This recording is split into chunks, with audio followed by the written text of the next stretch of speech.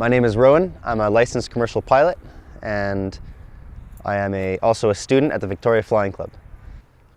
My first flight at Victoria Flying Club was called a Discovery flight. It's a flight that is at a discount with an instructor, and I remember it vividly.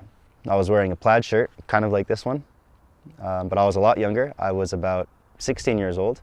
I'm 24 now, and I remember thinking, absolutely, before I even left the ground, this is what I want to do.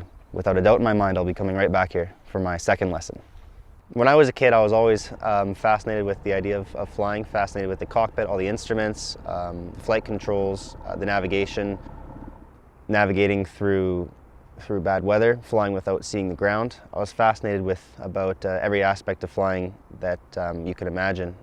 The thing about flying for me that sets it apart from any other activity or hobby I've ever done or career idea I've ever explored is that when you're above the ground and you can pretty much go anywhere you want within reason, it's kind of like you're in a different world, either above a cloud layer or over the mountains or in valleys, or even seeing your own city that you grew up in. But in the air, it's like you're in a different world and you're kind of looking down on a different world. It's kind of a home away from home.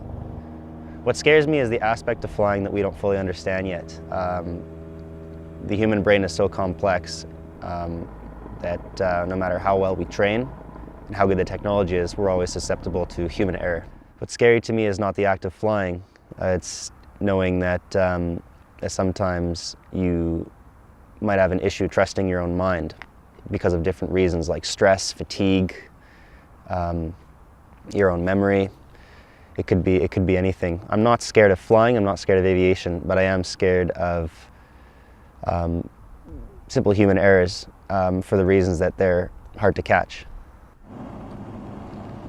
I remember my first landing. That was pretty exciting.